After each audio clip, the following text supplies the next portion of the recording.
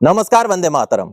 दोस्तों, स्वागत है आप सबका सैनिक पाठशाला में। आज के वीडियो के 3 महत्वपूर्ण जानकारियों को लेकर आया हूं दोस्तों 8वें पे कमीशन को लेकर आज ही अभी 3 जुलाई 2025 को भारत सरकार के पेंशन मंत्रालय की तरफ से एक लेटर निकला है। उसके बारे में आगे जानेंगे, क्योंकि 8वें पे कमीशन से जुड़ी हुई हर एक छोटी-छोटी खबर भी बड़ी बन जाती है, क्योंकि 8वां पे कमीशन का इंतजार बेसब्री से हो रहा है। तो ऐसे में अभी निकला हुआ लेटर बेहद महत्वपूर्ण है, जो आगे मैं आपको दिखाऊंगा और समझाऊंगा। इसके साथ ही साथ दोस्तों, जुलाई का महीना शुरू हो गया और जुलाई का महीने से शुरू से ही एरियर का भुगतान शुरू हो गया है। 34,910 रुपए पेंशनर के खाते में जमा हुए हैं। साथ ही साथ जुलाई का महीने का पेंशन स्लिप भी जनरेट हुआ है। इसके बारे में भी आगे जानकारी दूंगा, आखिर किस चीज का ये एरियर है।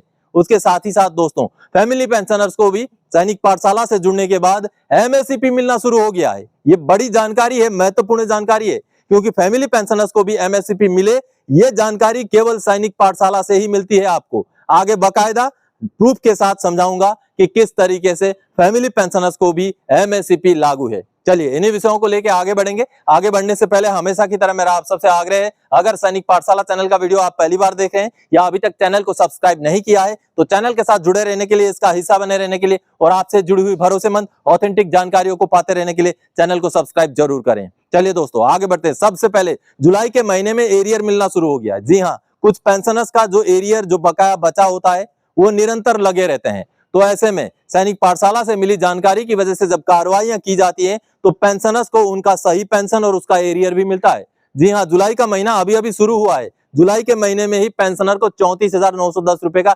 एरियर भी मिला है और उसके साथ ही साथ जुलाई का महीने का पेंशन स्लिप भी जारी हुआ है। दोस्तों चलिए डॉक्यूमेंट देखते हैं। दोस्तों ये पीपीओ जो आप देख पा रहे हैं, एक हवलदार रैंक के पेंशनर का पीपीओ है, जो जनवरी 2009 के रिटायरी हैं। इनका 24 साल लेंथ ऑफ सर्विस है। इनको एमएससीपी न्याय सुधार लागू करके ये पीपीओ निकाला गया है, लेकिन ये पीपीओ खाना पूर्ति के लिए निकाला गया मैं कहूंगा, क्योंकि उनका पेंशन में बढ़ोतरी कर दिया गया, कोई डाउट नहीं है इसमें। उनका पहले बेसिक पेंशन 24,763 था, जो कि हवलदार का रैंक का ओआरओपी 3 का रेट है। आगे उनका 26,825 कर दिया गया है, लेकिन ये बढ़ोतरी दी गई उनको जुलाई 2024 से।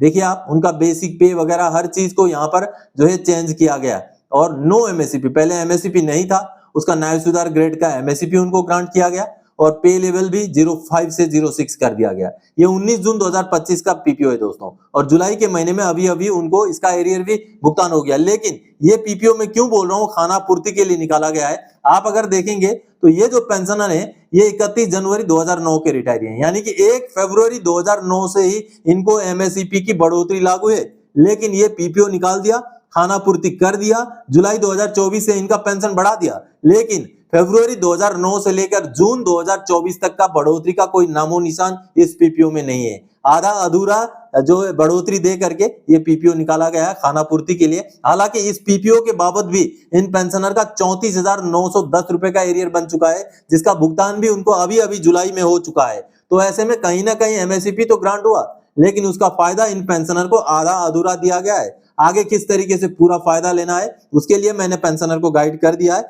लेकिन कुछ भी हो एमएससीपी न्याय सुधार ग्रांट करते हुए ये पीपीओ निकला है दोस्तों। अब चलिए इनका जो पेंशन स्लिप जुलाई महीने का जारी हुआ है वो देखते हैं।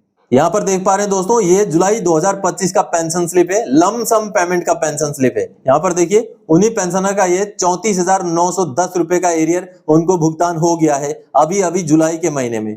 तो चलिए कुछ भी हो, उनको आधा अधूरा ही सही एरियर तो मिल गया। अब फरवरी 2009 से लेकर के आगे जून 2024 तक का एरियर भी इन पेंशनर को मिलेगा। तो आप सबने देखा दोस्तों, हालांकि ये आधा अधूरा एरियर है, आगे पेंशनर को उनका पूरा एरियर सैनिक पाठशाला की मदद से जरूर मिलेगा। अब चलिए आगे बढ़ते हैं। फैमिली पेंशनर्स को भी एमएससीपी लागू है, ये जानकारी सबसे पहले आपको सैनिक पाठशाला से ही मिली है दोस्तों।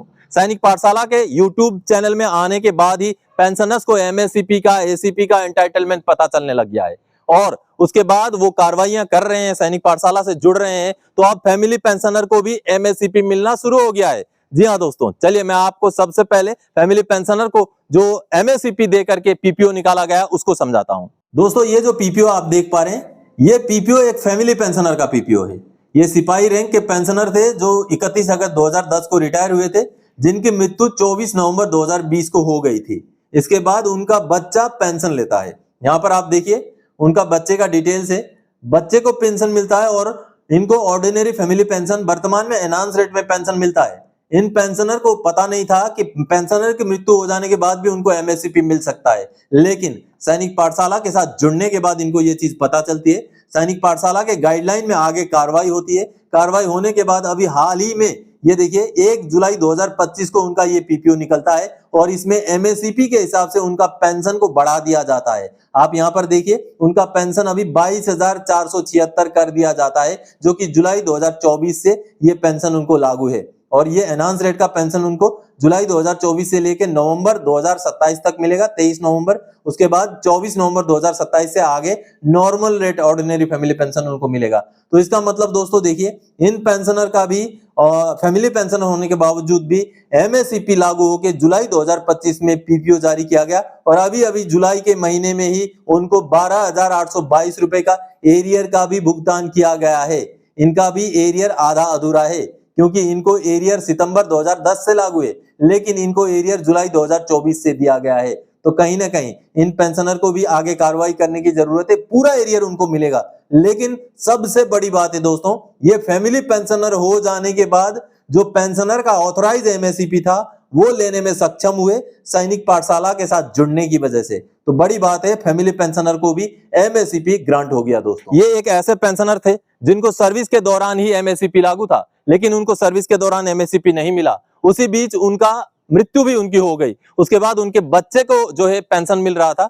जो बच्चा मेरे साथ जुड़ा हुआ था, उनके घर वाले मेरे साथ जुड़े हुए थे। उसके बाद जब मैंने उनको समझाया कि बेशक पेंशनर की मृत्यु हो गई हो, लेकिन उनके समय में, उनके जीवित रहते समय ही जो पीपीओ उनको देना चाहिए था, जो एमएससीपी ग्रांट उनका किया जाना चाहिए था, वो उनको नहीं मिला है। तो आप भी क्लेम करेंगे तो आपको मिल जाएगा। इसके बाद जब फैमिली पेंशनर ने कार्रवाई शुरू की तो ये बढ़ोतरी उनको मिल गई और जिसका 12,822 रुपए का एरियर भी मिला। बाकी आगे और भी एरियर मिलेगा जो उनको आगे मिल पाएगा। अब पेंशनर का एक छोटा सा वीडियो क्लिप आया है, उसको देख लीजिए। नमस्कार साथियों, जय हिंद, जय भारत। मैं एक आर्मी पर्सन का छोटा भाई हूँ। मेरे भैया राजेश पटवारी एक आर्मी पर्सन थे, वो शांत हो, उनके एक फैमिली पेंशन उनके पुत्र को मिल रही है, जिसका मुझे विस्तृत डिटेल में जानकारी नहीं थी। मैं सैनिक पाठशाला चैनल से जुड़ने के बाद मुझे पता चला कि उनको एमएसपी 3 लागू नहीं हुआ है। एमएसपी लागू नहीं होने की वजह से हम सैनिक पाठशाला चैनल से कंटिन्यू जुड़े हुए थे। उन्होंने हमको सर ने मार्गदर्शन किया कि आप इस प्रकार से कार्रवाई करें तो आपको एमएसपी 3 लागू होगा। सर के मार्गदर्शन के अनुसार हमने कार्रवाई की और उसके उपरांत हमें एमएसपी 3 लागू हो गया। जो फैमिली पेंशनर है, पेंशनर तो है नहीं लेकिन फैमिली पेंशनर, उनको एमएसपी 3 लागू हुआ और उनके एरियर के रूप में जो 12,822 रुपये का भुगतान भी हमें हो गया। उसके लिए मैं सर का और सैनिक पाठशाला का बहुत बहुत धन्यवाद करता हूँ। जय हिंद, जय भारत। तो आप सबने देखा दोस्तों किस तरीके से फैमिली पेंशनर को भी अब एमएससीपी ग्रांट होना शुरू हो गया है, वो केवल सैनिक पाठशाला की सटीक जानकारी की वजह से।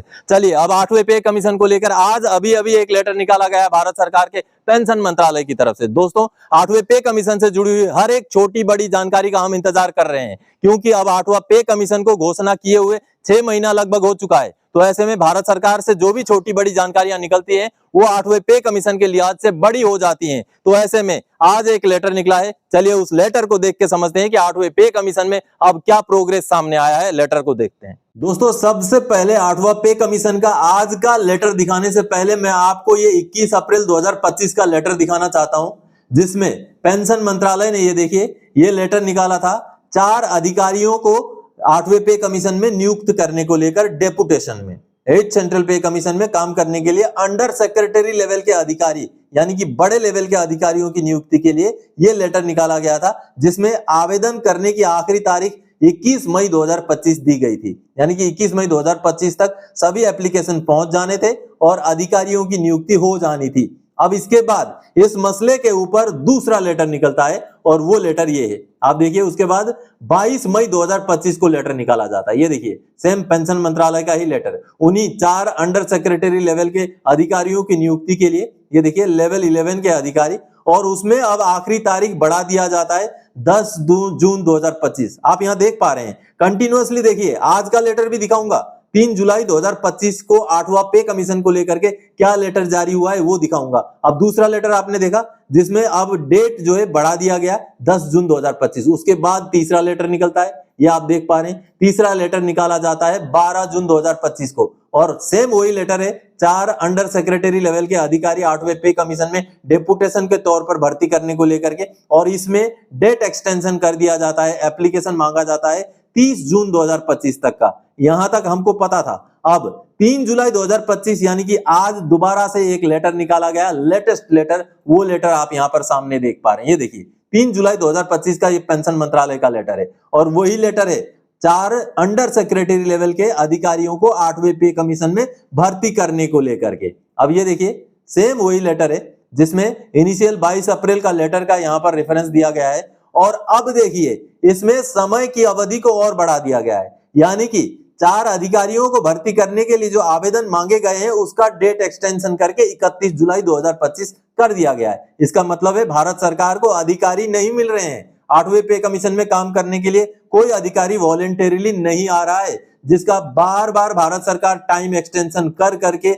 इसका एडवर्टाइजमेंट निकाल रही है कि अब जुलाई 2025 तक अंडर सेक्रेटरी लेवल के 4 अधिकारियों से जो है आवेदन मांगे गए हैं, जो कहीं ना कहीं दिखाता है कि 8वां पे कमीशन और डिले होता जा रहा है। यानी कि अब 31 जुलाई 2025 तक तो टीओआर या जो भी हमारा गैजेट नोटिफिकेशन है वो निकलने के चांसेस कम ही दिखाई दे रहे हैं, क्योंकि 31 जुलाई तक एडवर्टाइजमेंट का जो है डेट बढ़ा दिया गया है, आवेदन करने का सबमिशन ऑफ एप्लीकेशन का डेट बढ़ा दिया गया है। तो कहीं ना कहीं ये देखने को मिल रहा है कि भारत सरकार के अधिकारी नहीं तैयार हो रहे हैं 8वें पे कमीशन में काम करने के लिए, इसीलिए बार बार डेट बढ़ाया जा रहा है। तो भारत सरकार को कहीं ना कहीं बाय ऑर्डर जो है अधिकारियों को नियुक्त कर देना चाहिए। अंडर सेक्रेटरी लेवल के जो भी अधिकारी चाहिए उनको नियुक्त करते हुए जल्द से जल्द भारत सरकार को 8वां पे कमीशन का नोटिफिकेशन निकाल देना चाहिए दोस्तों। तो आप सबने देखा दोस्तों, कहीं ना कहीं 8वें पे कमीशन में देरी होती जा रही है, और भारत सरकार का ये लेटर और इसी ओर इशारा कर रहा है कि 8वां पे कमीशन और आगे देरी होने की संभावना दिखाई दे रही है। तो दोस्तों आज के इस वीडियो में इन्हीं जानकारियों के साथ आया था। आगे और कोई जानकारी आपसे सरोकार रखने वाला विषय लेके मैं फिर से हाजिर हो जाऊंगा। तब तक के लिए जय हिंद दोस्तों।